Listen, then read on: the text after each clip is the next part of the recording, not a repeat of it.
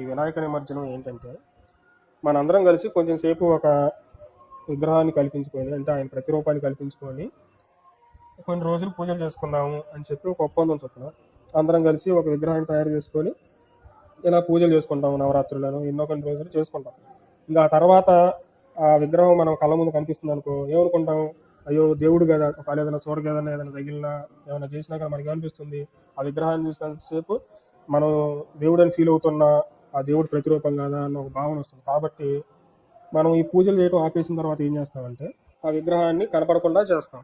So దానికే మనోళ్ళు పెట్టుకున్న పద్ధతి ఏంటంటే, ఒక చెరువులో నుంచి మట్టి తీసి ఆ మట్టితోటి విగ్రహాన్ని తయారు చేసి మనం ఆడుకున్నంతసేపు, మనం అంటే దేవుని పూజించాలన్న ఆ నియమం పెట్టుకున్నంతసేపు ఆ విగ్రహాన్ని పూజించి ఆ తర్వాత మళ్ళీ ఆ విగ్రహాన్ని తీసుకెళ్ళి ఆ చెరువులోనే కలిపేస్తే మళ్ళీ అది మళ్ళీ మట్టిగా అయిపోతుంది. సో ఈ రకంగా మన వాళ్ళు ఒక నియమం పెట్టుకొని